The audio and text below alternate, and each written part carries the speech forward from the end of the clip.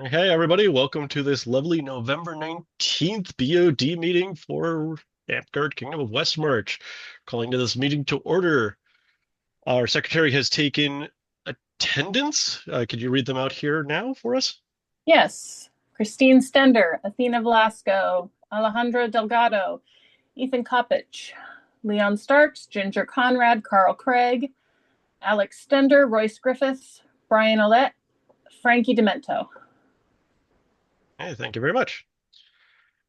Uh, that concludes our call to attendance. There is an item here for is the monarch providing a credit for attendance of this BOD meeting? We have a new monarch, lovely walrus.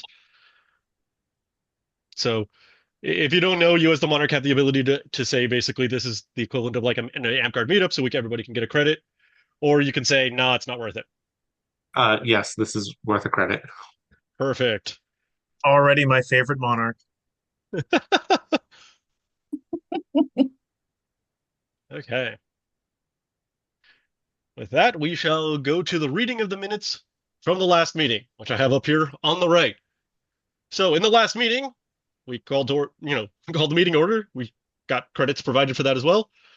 We did our attendance call, and then we read the meetings of the last minutes, or reading minutes of the last meeting. If you care about those, go look at last month's recording. We went over the old business, which is the CEO CFO change to the Kapora draft Alding item. That was submitted. It did not make it to the Alding, unfortunately. The California tax exempt status was covered. About it has been completed and was sent to the state. We're still pending determination. 501c3 business donation pamphlet, which Royce and Milan were working on, but receipts are available for 501c3 items. The DNO legal and general DNO general insurance update.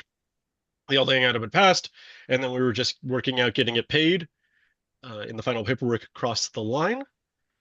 Cleaning up of the old castle contract with a Zeus, which Ethan and Royce needed to do. The correction of the BOD bylaws, which Frankie lovely volunteered to help us out, and Frankie sent a draft of items to focus on an update. All those items were covered last month.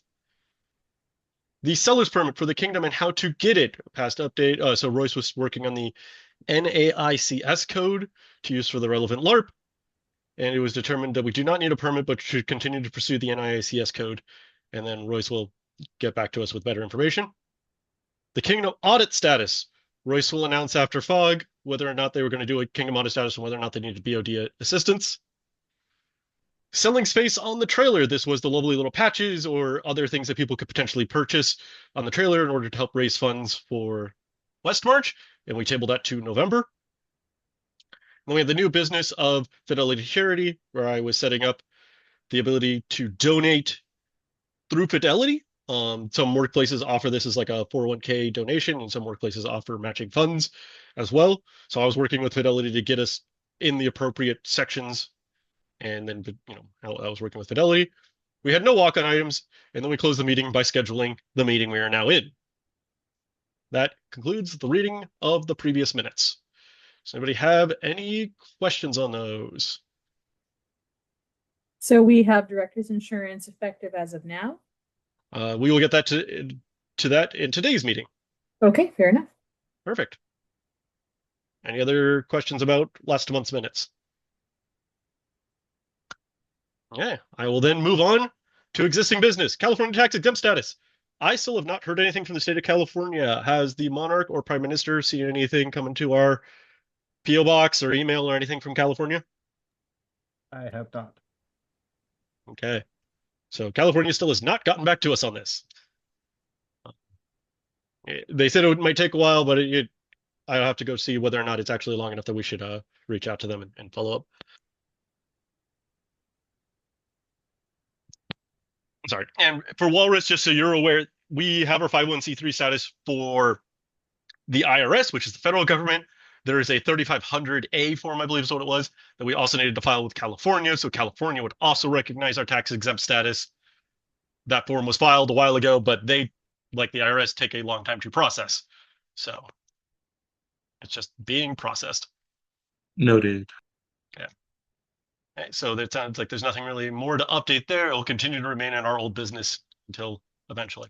I actually have relevant information to that because of work. Oh, So, long story short, my work lets me donate to charities out of my paycheck if I feel like it. There's a whole thing this month about it. I don't ever do it.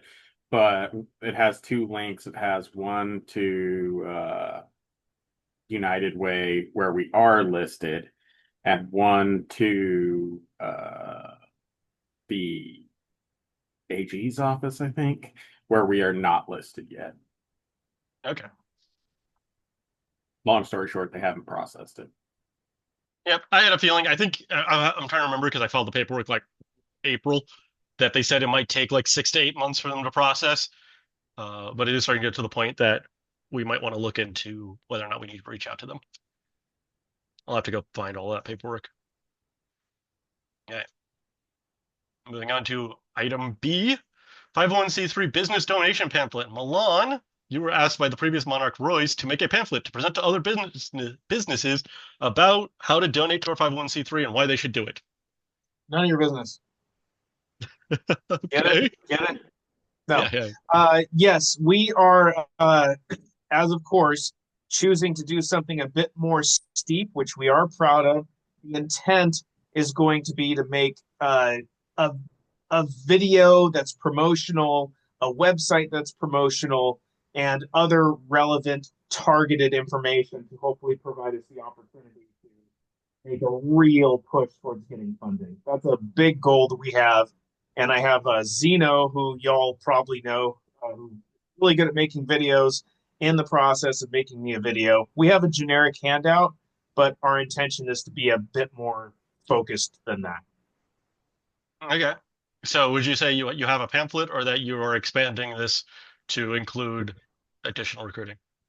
At this very second, we have an executive summary. There will definitely be a pamphlet. We do not have a pamphlet to hand out today. Okay. So we will continue to keep this on then as additional business to bug you about in December. Please do. Okay. Does anybody else have any other questions, comments, concerns on this item? No? Okay. D&O and general insurance. Leon, Ginger, Alding passed. Ginger and Ethan fill out the paperwork, getting the Prime Minister to pay. Payment was made. Payment was made, and as of the Friday before Feast of Gods, which the Friday of Feast of Gods, I should say, which was, I believe, the 24th. 24th. Yeah, we got official confirmation that we have Directors and Officers Insurance. Huzzah! Woohoo! Yay! Next, we'll be working on the overall general liability insurance, which will cover all of our park days. That is the other item we're doing. So this will, this action item will change from the D&O general insurance update to just general insurance update, now that the D&O has been processed. What this means for all of you people on the board of directors, the new CEO, who is also our monarch, and the CFO, who is also Prime Minister, this means that as long as you are doing the duties of your office competently and without malice, like you're actually executing them appropriately, you are covered under this insurance should somebody so choose to file, an official like legal complaint or try to sue us or something like that. That is what this insurance is for.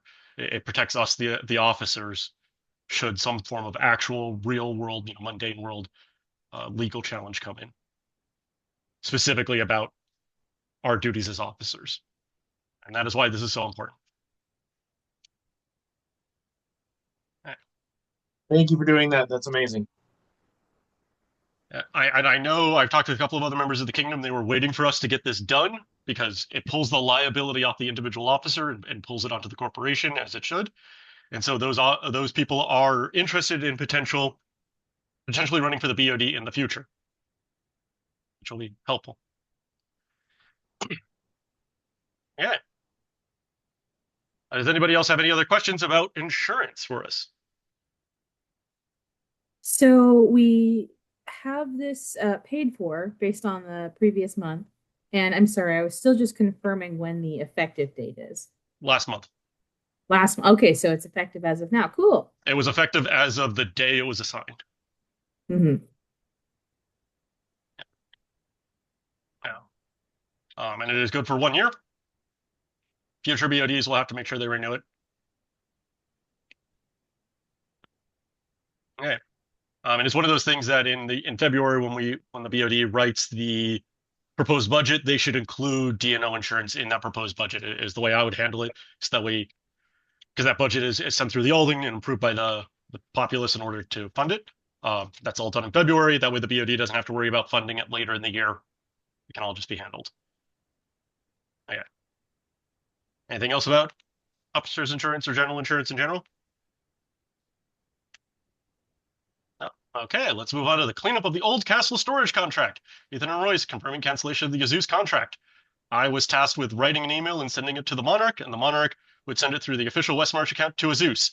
I wrote that email. I sent it to Royce. Royce, did you send it to Azus? I'm pretty sure I sent it to Azus. We're pretty sure we've canceled this.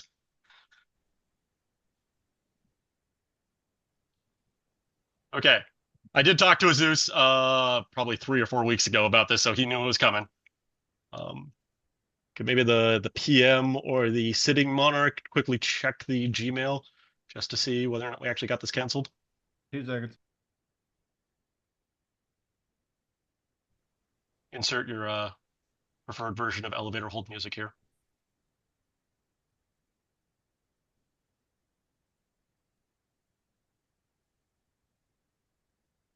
While we're waiting, Delu, what's your real name again? Like to know. But also Jack. Thanks.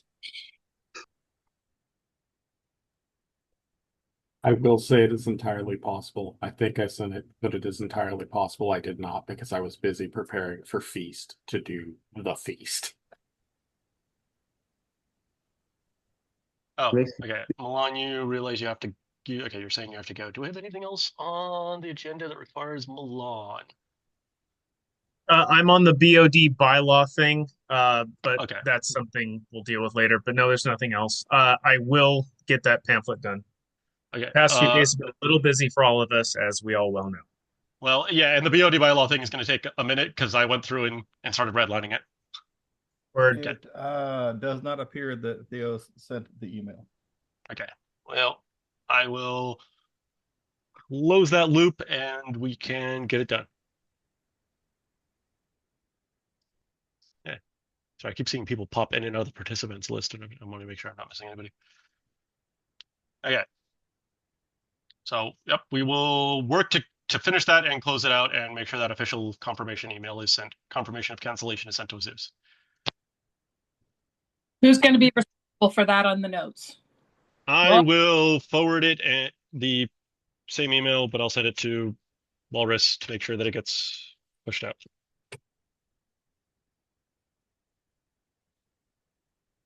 Thank you.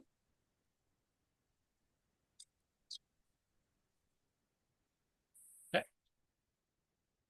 The next item is our big item of the day, the correction of the BOD bylaws. So Frankie, also known as Dagger, went through and as part of a committee to reviewed a couple of the items. So for those of you who don't know, in this case, primarily Wallace, when we filed the 501c3 paperwork, we filed 501c3 bylaws with them.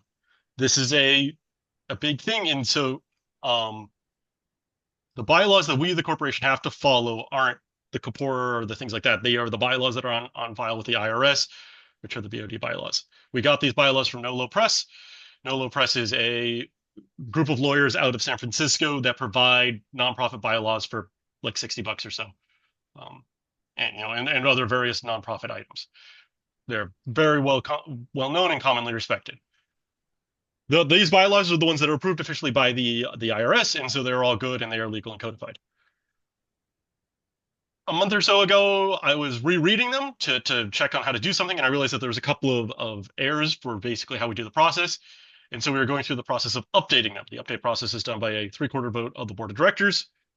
So it includes the 7 members of the board. As you possibly saw, I went through and started calling out individual items on this. So kind of at this time, I wanted to pull the board in and just kind of quickly ask, would you prefer I kind of finish this all the way through? I've only managed to get through about section 7, which were the core sections that needed to get done.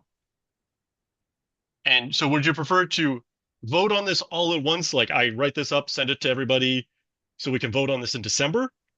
Or would you prefer to go through this a little bit line by line now and have this vote? How would you prefer to handle this as a larger topic?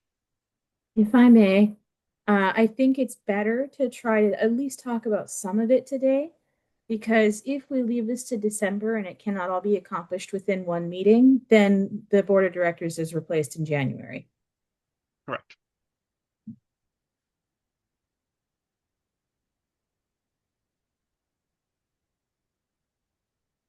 Anyone else? That's good reasoning. Yeah, so I'll spend some time talking about it today.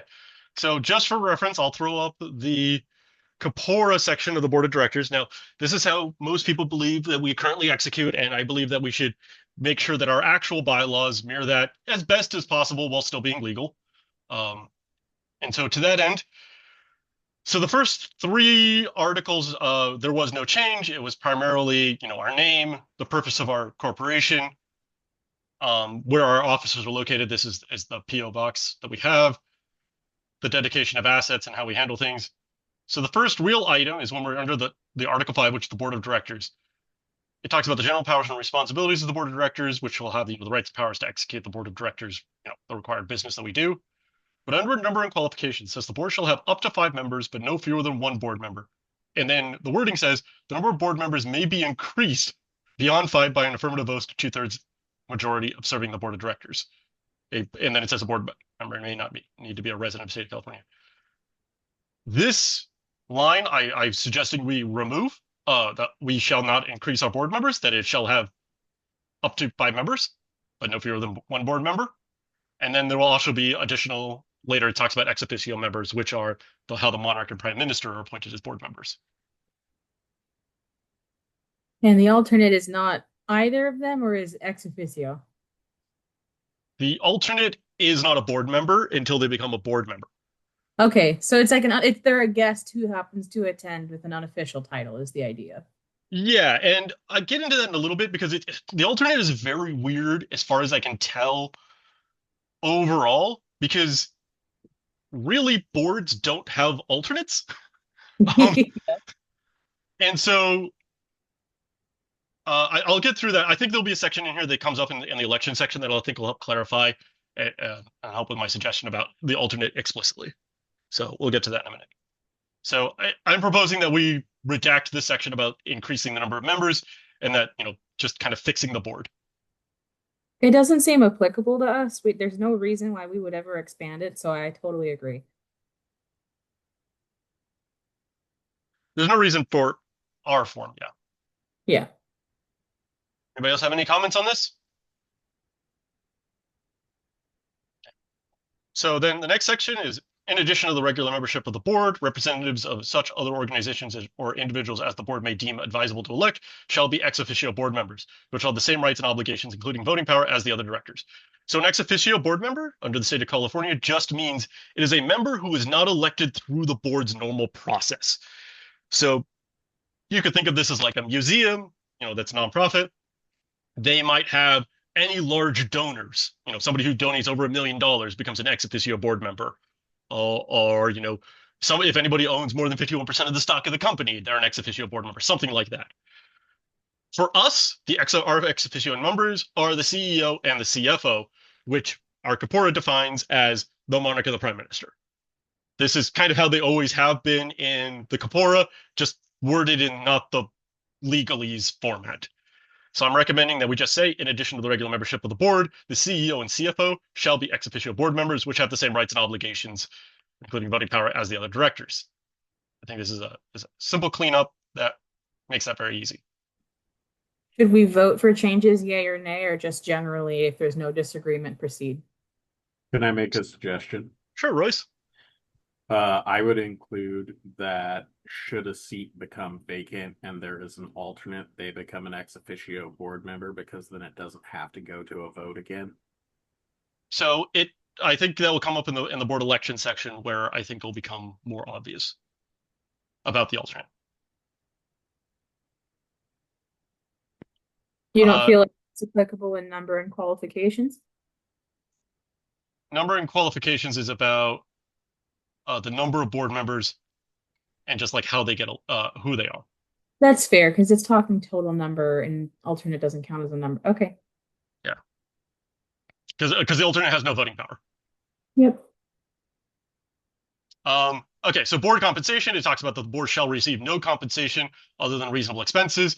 However, provided the compensation structure complies with the state of California, the section relating to contracts involving board members, a stipulation under these bylaws. Nothing in these bylaws shall be constructed to preclude any member from serving the corporation or organization in any other capacity and receiving compensation for those services rendered. So this is just saying the board will not be paid for doing board stuff. If they incur expenses on behalf of the corporation has the ability to reimburse them. Or if for some other purpose, that board member, it has to spend money for the corporation, that the corporation can pay them for services rendered. So, but by default, we do not pay our board members. That's what this section is saying. And again, please, anybody jump in if you have any questions or are confused on any of these sentences. I get super, I'm going to have a ton of questions on this subject, and I'm really sorry to everybody in advance. It's all good. So with me, with all of the wording of things, I always try to write it as if, a 8-year-old would understand it. So with legalese, that can be hard, but the board shall receive no compensation other than for reasonable board-related expenses. Because with it open-ended, it could be, oh, well, I did this for West March and I should get compensated for it. But making it very clear, other than for reasonable approved expenses or something like that, like it has to be agreed ahead of time. Yeah, and that's kind of the overall just captured by like the reasonable expenses. That's how the legalese is written on that one. Okay, that's fine. And I do believe later in the document, much further down, it does talk about like accruing expenses and loans and other things, which is the other parts I haven't gotten to yet, and conflict of interest records and all that fun stuff. So it is a bit more enumerated later in the document. I understand. Okay. So, yeah, but this is very similar to what we already have on the Corpora, so I don't think there's much change that needs to happen here. So now we're on to the board election section. And this part kind of links to a few other areas, but the core part is the governance committee. It says, if created, shall present nominations for new and renewing board members in January. Recommendations from the governance committee shall be made known to the board in writing before nominations are made and voted on. New and renewing board members shall be approved by simple majority of those board members at a board meeting at which a quorum is present. If no governance committee is created, then this duty shall fall to another committee created for that purpose. So, Alex, this is the big heads up, just so you're aware. There are two forms of board of directors. There is members elected board and board elected boards.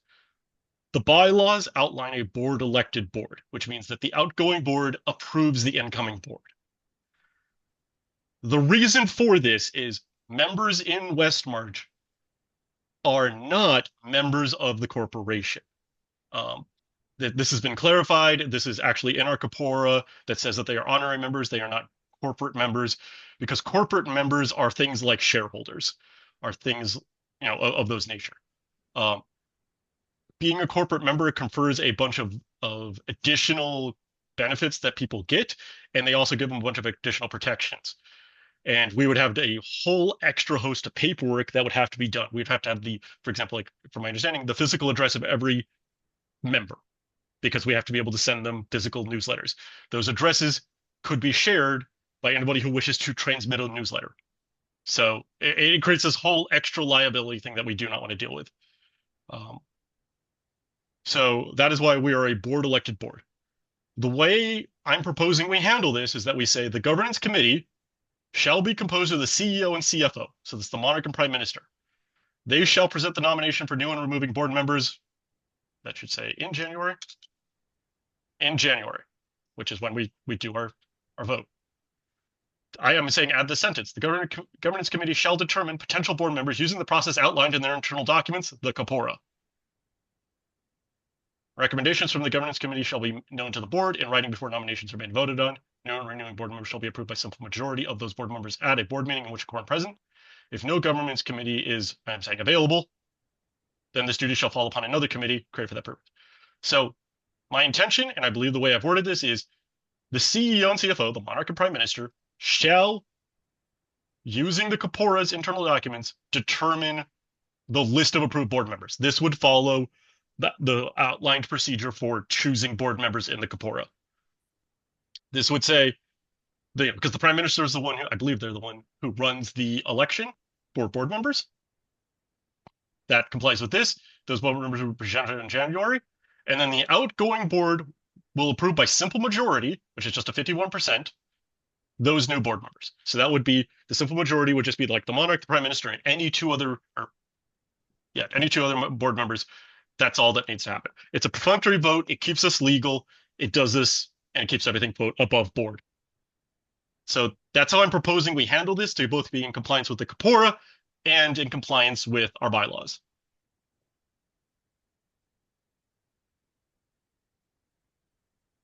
Sounds good. Makes perfect sense. Perfect. And then to kind of address the alternate, we will get into that. That is where we kind of come into the vacancy section in a second, and I think that'll be help clear up some stuff. So terms of the board, boards are appointed for a term of 1 year. No person can serve more than 5 terms unless the board approves that person. And using the standard voting process, a quorum votes to appoint a board member for an additional year. No person should serve more than 5 consecutive years. After serving the maximum total number of consecutive years, a member may be eligible for reconsideration after 1 year. So you can serve 5 years, take a year off, 5 years again, unless the board specifically says, nope, we're allowing you to go to a 6th year. That's what this section here says. There are, I believe, in the state of California, maximum term limits you can have for a board for standard people. I don't think we've ever had this come up as a problem of more than 5 consecutive years. So, and it's actually 5 consecutive terms, I should say, not 5 consecutive years. We've just defined the terms 1 year. I'm not proposing any corrections on that section. In vacancies, this is just talking about how a board member can be removed. So under the following conditions: death, resignation, or removal, the declaration by resolution of the board of a vacancy in the office of a director who has been declared unsound of mind by a court order. So, if somebody's convicted of a felony, found by final order or judgment of any court to have breached a duty pursuant to the corporate code, as in like steals money from a corporation, even a different corporation, and or the act of law dealing with the standards of conduct of behavior has missed 3 consecutive meetings of the board, or a total of 4 meetings in any 1 year. This is a way that a board member can be removed. So this covers us legally, and then it also talks about consecutive meeting missing, which this 3 consecutive meetings in a row matches the Corpora. The Corpora says 3 in a row. And that's actually outlined a little bit more later in the document.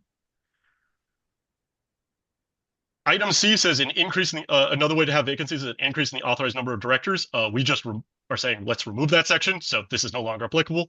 I'm saying strike that as well. Renumber D to C. Mm-hmm. Hey, Sebastian, I don't know if you saw the chat, but there's a small typo under term of board. Yes, there's a space in there, and that is just a the way this is filled out on their website is there's certain basically blank forms fields you fill in. So like this is like a drop down of 1 year. Clearly it missed that space. So there's some areas where you can see that happens of like consecutive terms, consecutive years. That was the same thing. It's like this is a field that we fill in, and then it just messed up the spacing a little bit. So related that to C. This talks about that the board, by way of affirmative vote of majority of the directors, they may remove a director without cause at a normal, at a meeting or a special meeting, provided that the director has been notified in writing. So if some director goes totally off the rails, the other directors can remove them through a process. There is a process to remove them. Okay, so this section, except as provided in this paragraph, any director may resign effective upon giving notice to, it says the chair of the board. I'm just saying that should be the CEO, just to clarifies that language for reasons that will come up later. So they can they can give written notice to the CEO, the president of the corporation organization, so that would be myself in this case, the president of the board, the secretary, or the overall board of directors, unless that notice specifies a later time, in which case that effectiveness would then go in at that time. At the effective in the future, blah, blah, blah. And it also says that if there's a successor elected, that successor would step up at the time in the future. So it makes sure that we keep the same number of board. If you are the last member of the board and you try to resign, you have to notify the Attorney General of California first. That's what this last sentence. Unless the Attorney General of California is first notified, no director may resign from the corporation if the corporation would then be left without an officer in charge. So that covers this paragraph. Are there any questions so far? Okay. This is another item I'm proposing. This is just to help kind of bring us into compliance, and this is helps cover us with like the alternate. So this is to help bring us compliance a little bit more with the board, with the corpora, I should say. So this is next talking about vacancies. So, and about how to fill vacancies. So I'm saying, should there be a vacancy on the board of directors, the governance committee, which remember, CEO, CFO, shall use the same board election process outlined in Article 5 to present new potential board members. This election process, as outlined in Article 5, says to go to the corpora. The corpora says, hey, you should have an alternate. You should use them first. So that's how I'm bringing us into compliance with the alternate. If no alternate is available, then they would go back to an election, which again is what the corpora says. So that brings us into compliance. The board shall elect from the presented nominations. If it's just the alternate, they just go, yes, we're approving the alternate. So the board shall elect from the presented nominations using simple majority of vote of the remaining directors.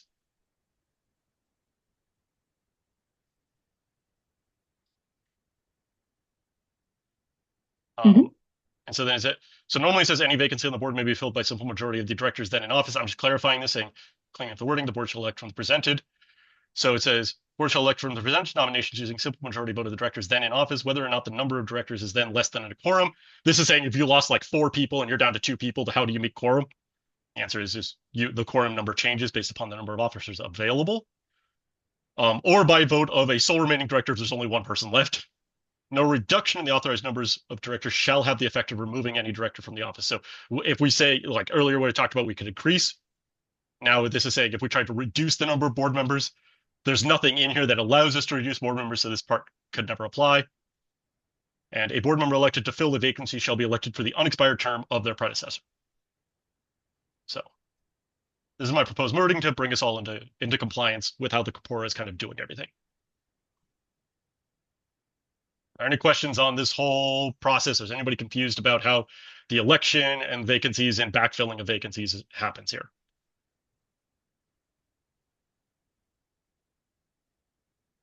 Okay, sounds like we're good. These next 2 are just clarifications that up here, the chair of the board is just, I'm replacing with CEO because that's kind of how it's worked in the documents. It just says the board, this is talking again, this is clarifying about resignation. So this is just saying that you can resign by notifying the CEO, secretary, or the executive director, unless otherwise specified elsewhere. It's kind of similar to what was above. This talks about how a board member may be removed without cause at any duly elected by an affirmative vote of the unanimous then serving board members with the additional above. Meetings, the board's regular meetings may be held at such time and place as determined by the board. The CEO or any 5 members may call a special meeting with 0 days notice. So if 5 members of the board or if the monarch says, hey, we need to have an emergency meeting, they can do that with 0 days of notice, but it does have to be written notice provided to every member of the board. The notice shall then be served to each member of the board via hand delivery, regular mail, email, or fax. So if the CEO can do this, they can do this. The persons authorized to call special meeting may also establish the place of the meeting is to be conducted so long as it's a reasonable place to hold any special meeting of the board. So if something were to occur, say, for an example, at an event, and there's 5 board members in attendance, they could call a special meeting of the board and have an official board meeting to handle something very quickly. This is really there for emergencies if needed. Are there any questions on the meeting section? Okay. In the minutes section, it says the secretary shall be responsible for recording all the minutes. That's the same thing that it says in the corpora. And every meeting of the board in which business shall be transacted in such order as the board may determine from time to time. However, in the event that the secretary is unavailable, instead of saying this is the CEO, I'm saying the president shall appoint an individual to act as the secretary. This is just one of those, we need to have somebody to appoint if the secretary is missing. To me, it makes more sense it's the president rather than the monarch. I'm up for either way if somebody wants to make that different. The secretary or an individual appointed as a secretary shall prepare the minutes of the meeting, which shall be delivered to the organization or to be placed in the minute books. A copy of the minutes shall be delivered to each board member via regular mail, hand delivered, emailed, or faxed within 7 business days after the close of the board meeting. I am saying let's correct this because not it's slightly different than the Kapora. I'd say faxed or publicly posted within 4 weeks. This again is what is mentioned in right here in the record of minutes of the Kapora, which says the board of directors shall elect one member secretary who will record all minutes and publish them within 4 weeks. So this just brings us back in compliant, and it serves the same effect of notifying all the board members of the meetings from the last month. Are there any questions about meeting minutes? Okay. I'm going to kind of skip the actions of written consent. This is just saying the board can do things by approving the board to do things. In the quorum, there's kind of same thing. It says each meeting of the board of directors, the presence of 4 persons shall constitute a quorum. This brings us in compliance. This is the appropriate wording for what's already done in the Kapora, which says you have to have 51%, which was with 7 members is 4 persons. So it says 4 persons to conduct a quorum. If at any time the board consists of any even number of votes or even number of members and the vote results in a tie, then it says the chair of the board. I believe that this is currently, yes, our Kapora actually gives that power to the president. So I update that to president instead of chair of board on there, just to bring it back in compliance with the Kapora and the way we're expecting things to happen. And then the rest of this is just kind of outlining the quorum in the same way. It also mentions that the committee should meet in person, but if they're not meeting in person, they can use telephone or web conferencing to allow board members to participate, which is great because that's how we do the participation.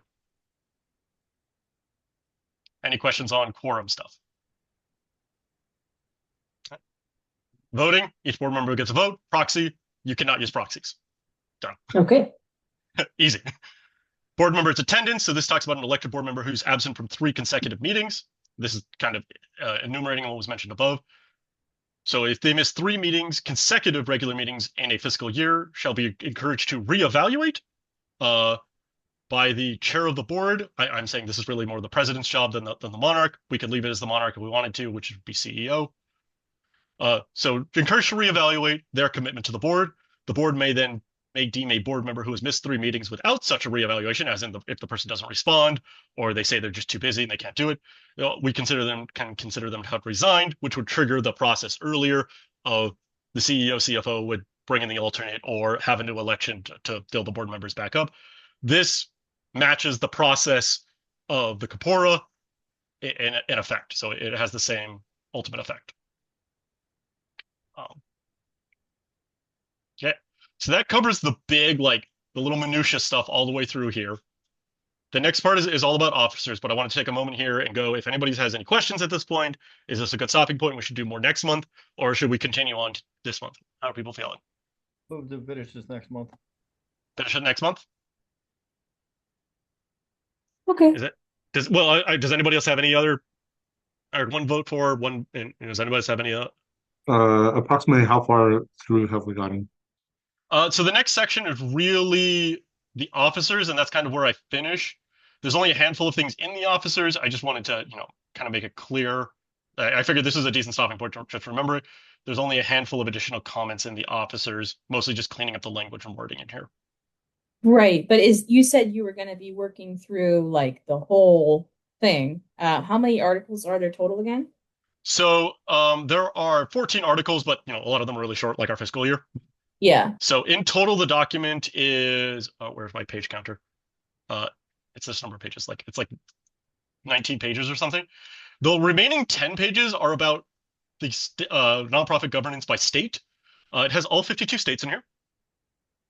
I recommend that we remove all but California, Hawaii, and Nevada. And honestly, only California is the one that only matters because we are incorporated in California.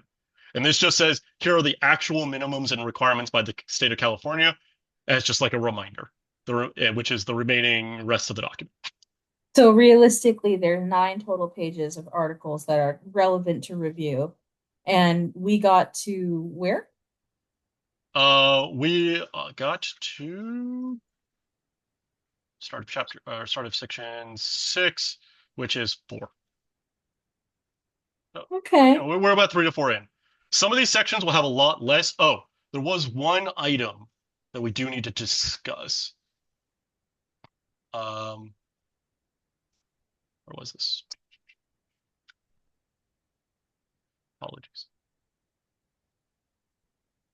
There's a section in here about the certified public accountant. Here it is, certified public accountant. So in the preparation of the annual financial statement, the only reason I mentioned this is that this is actually something we have to do at the end of the year, so it is kind of coming up. Preparation of the annual financial statement, the corporation organization organization shall prepare annual financial statements using general accepted accounting practices. Such statements shall be audited by an independent certified public accountant in conformity with generally accepted accounting standards. The corporation/organization shall make these financial standards available to the California Attorney General and members of the public for inspection no later than 30 days after the close of the fiscal year, which would be January 31st. Or January 30th, whatever day that is, end of January for us. What this actually is it's actually a requirement in the state of California if you make more than $2 million. So I'm saying that we can either strike this sentence completely because we don't make more than 2 million, or we can modify it to just say, if the corporation nets a gross revenue of more than 1 million, 2 million, whatever that number is, then such statement shall be audited by the public accountant. This just says that we don't need to buy the public accountant until we're making millions of dollars. So,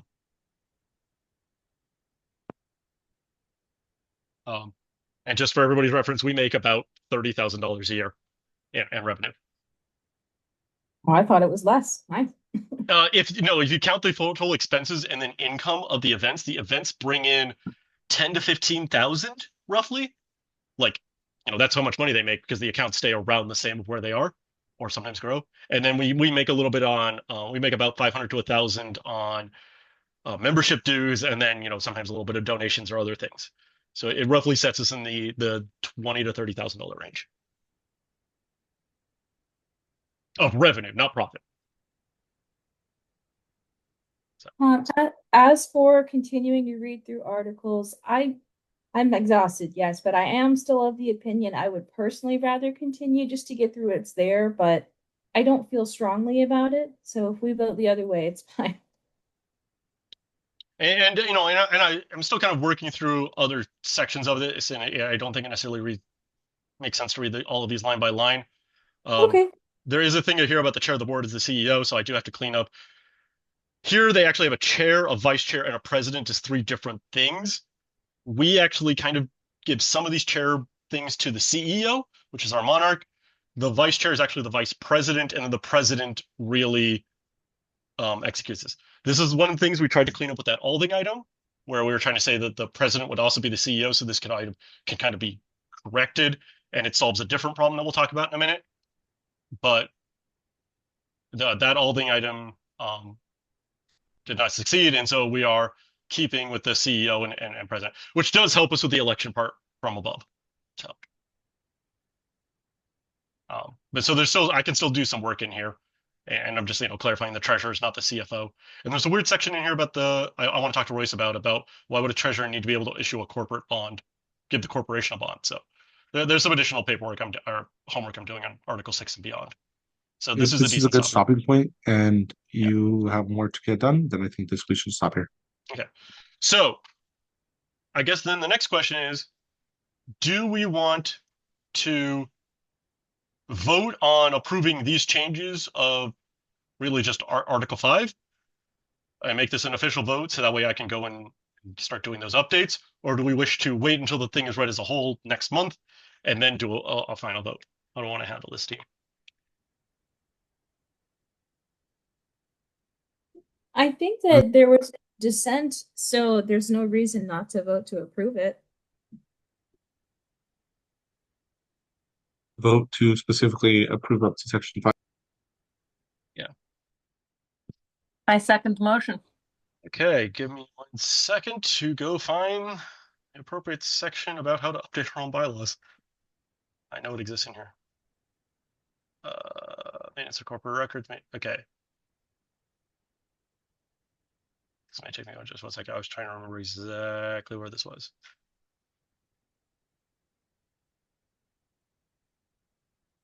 What time? 43 times. Oh, there we go. It's right in front of me. Amendments and revisions. These bylaws may be adopted or amended or repealed by a 2/3 majority of the directors then in office. Such action is authorized only at a duly called and held meeting, which we are at, of the Board of Directors, for which written notice of such meeting setting forth the proposed bylaw revisions with explanations therefore is given in accordance with these bylaws. If any provision of these bylaws requires the vote of a larger portion of the board than is otherwise required by law, that provision may not be altered, amended, or repealed by that greater vote. But by that greater vote. Okay. So basically, we need a 2/3 majority vote in order to approve the modification to Section 5 or Article 5. Everybody understand what we're doing here? Cool. So, Secretary, can I ask you to perform an official vote on this? I'm calling a vote to approve changes as previously discussed, pending a final rewrite next month. Athena votes aye. Carl votes aye. Alejandro votes aye. Aye. So, Ethan votes aye. I believe. Who are we missing? I vote yes. Do we have Leon's vote? Aye.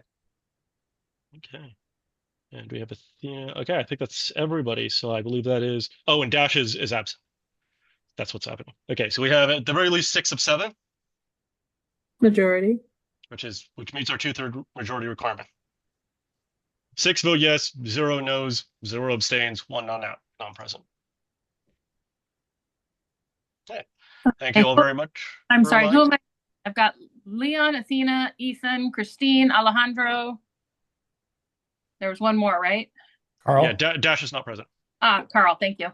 Oh, sorry.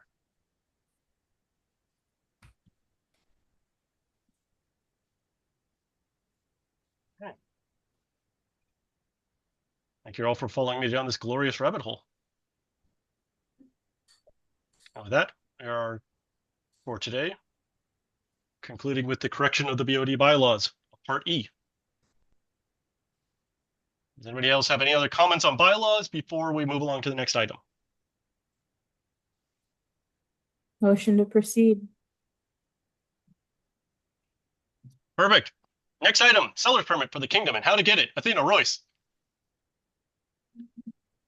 I have the NAICS code. I went to sign up for it earlier today. I have to use an actual member of the BOD. Me and Leon are going to be working on it later. Okay.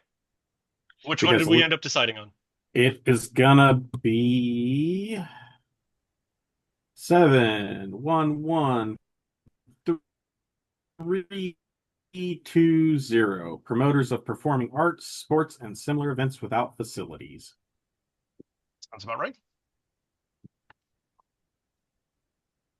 Thank you very much for that work. And we will bug you about it again next month. No, you'll bug Cinderhill, Leon about it next. We'll bug Leon about it next month. Okay. Anybody else have any other comments about the seller's permit? Okay, well, let's move on to the next item.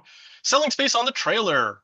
Royce, we were going to talk about specifying a contract for this, like a little one-page or something.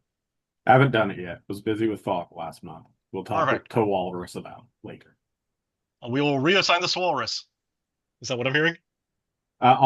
Yes, reassign it to Walrus, and I will talk with them later about what they want to do with it. Sounds great. Okay. Moving on to item H, Fidelity Charity. So Fidelity had this set up. I sent through a small test payment. Leon, Walrus, or Royce, have you seen any information come to you from Fidelity? They're supposed to confirm payment methodologies with us. Have not. Okay. I'll have to go reach out to Fidelity and figure out what's going on there.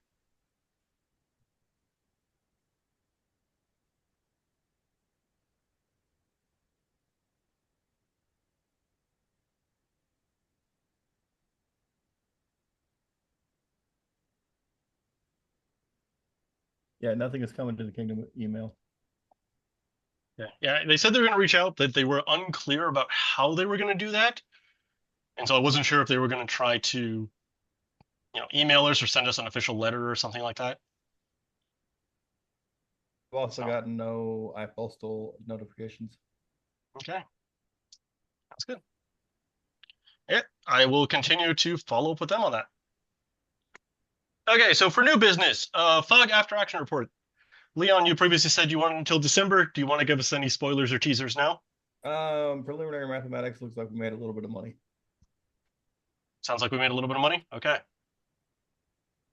We had approximately 130 attendees, and the new site is not absolutely aboard with us and are welcoming us back for Dark Tour. Sounds good. Woohoo! I also see that you won the Dark Shore bid, so hopefully we can utilize the site to its fullest and get everything done here. We would also like to welcome Alex to the board. Welcome, Alex. Hi, all. We put this at the end of the meeting just to really make sure you had to stick around. Alex, do you have any questions for the board at this time? Anything you would like to bring up or mention for us? Not currently, just excited to work with y'all. Okay, sounds good. I meant to do it before this meeting. I totally forgot because I got distracted with another committee meeting. I will be updating the Secretary of State, the filing of the Secretary of State. So just so you're again aware, Alex, every time we update the CEO, CFO, or Secretary of the Board of Directors, so that's the monarch, the Prime Minister, or the Secretary of the Board of Directors, we have to update those names on file with the state of California. The filing is free, but unfortunately, it looks like they charge us $5 to send us the official letter to say, hey, you've updated your filings. So this is another reason we were trying to get the Alding item through, is that we could potentially have to do this 5 times a year. Only certain people have the ability to do this. So right now it's myself, Milan, and Theos have the ability to update that paperwork. So it's just a thing that we have to do. It's just a little bit of extra paperwork. It's kind of annoying. And I'll get that done. Also, board, I bring to you this item, which is we can keep Royce as our agent. Royce, were you wanting to do this just through the end of the year, or how do you want to handle this? I don't care. All it does is it means that if something happens and they need to get a hold of us, they'll contact me.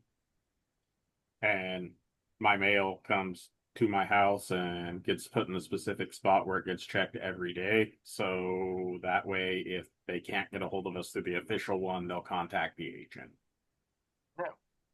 Does anybody have any issues keeping Royce on as our official agent on the paperwork for those stated reasons? No issues. Okay, No issues. sounds good. And if that ever changes, you as board members can bring that up again in the future. We can do it. Item number 7. Do we have any walk-on items that people would like to bring on? I have a walk-on item. Okay.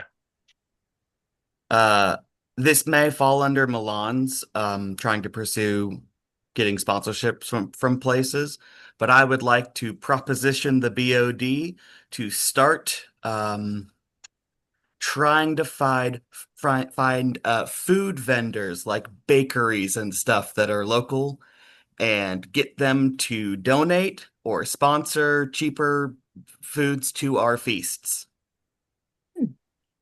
Interesting option with our new 501c3 capabilities.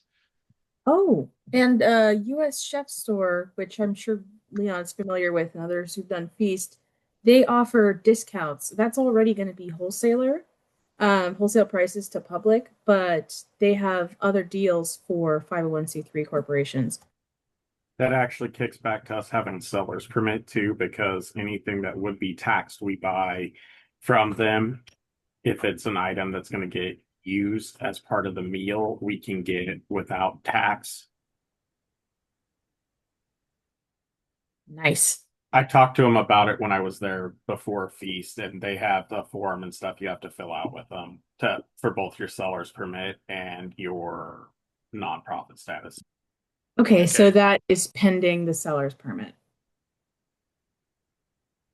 That's that own side of things. What I'm advocating for is really specifically actual food that we can get for cheaper or donated from places like Beckman's Sourdough Bakery, like they're in that area. Maybe we can go to them and say, hey, 150 people come to our events. We'll put up a sign for you if you give us X loaves of bread for each event.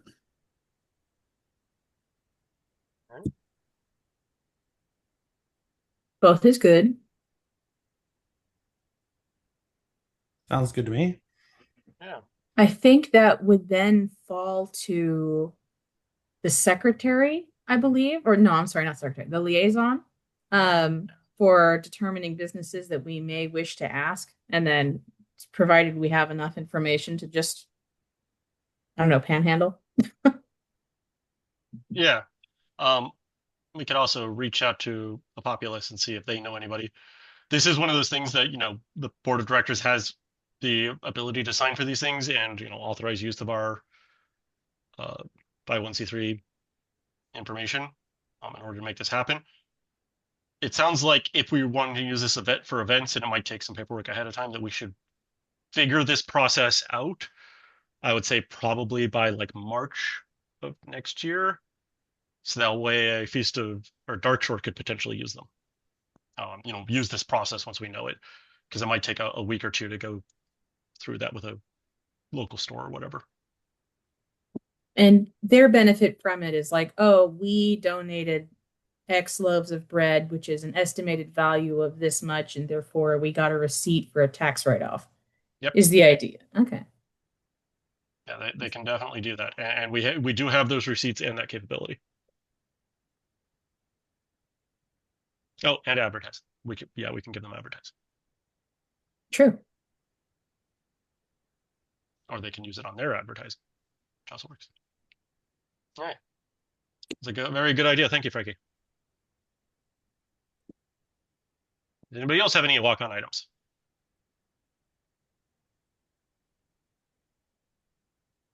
Okay, let's go and schedule this next meeting. I'm going to turn off my camera because I have to go walk to the other room to grab a different phone. So what is everybody's availability looking like in December? As Well, always, definitely nothing. I am usually open for anything. Well, definitely nothing later in the month for me. The last week or so is kind of tough.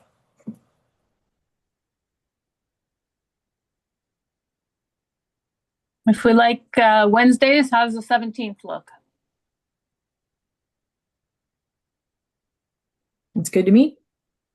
I know Walrus, from having met with him several times lately, does better on Tuesdays and Thursdays. Thursdays You is would better. suggest 11 11 p.m. on the Oh, the 11th. Oh, the 11th. I was like, 11 p.m. is late. I'll be there, but okay, the 11th. Wasn't there someone who had some kind of issue with Thursdays before? I think it's Dash or you. Uh, Yeah, I think Dash works Thursdays and is busy getting back home at around 6:30. hmm. We could Works do the 9th. well. That would put us on the deadline for the fog after action. I think that's fine. I'm no longer busy on Tuesdays, actually. I just remembered. I can make the 17th work if needed. Or the 16th. We were just saying that Tuesdays is also okay. Yeah, that works also. Okay. Since Leon wanted to get it in by a certain time for dark or fog, let's say the 9th. Yeah, what specifically Leon is referring to is they have 45 days after the event in order to provide like the closing out of the books, which would come in at the 9th, and then we review it at the next BOD meeting. So we should not do it before the 9th. Well, I think the 9th sounds good so far. No complaints. 9 or 16, I think, are sounding reasonable to people. I am good for either one. I think the 9th probably sounds best then. Mhm. Are we going to keep the same time, 6:30? It's usually what we do. Just quickly check on my remaining calendars, and yep, that works for me. All right, sounds like a plan. Okay. One other just quick thing to let everybody know is I'll be working with Walrus here a little bit offline to work on the next BOD. The BOD elections will be coming up, so you'll probably start seeing calls for members to get elected, and start going through that process for all of that. And in January we will be asking all of you to attend at least for the start of the meeting, so we can officially vote the old board out and the new board in. Just letting people kind of know what's coming up the next 2 months as we go through this process, and you'll be seeing various calls for BOD members. Okay. I believe that was all I had. And with that, I believe we can adjourn the meeting. Does anybody have anything else? Nope. Good.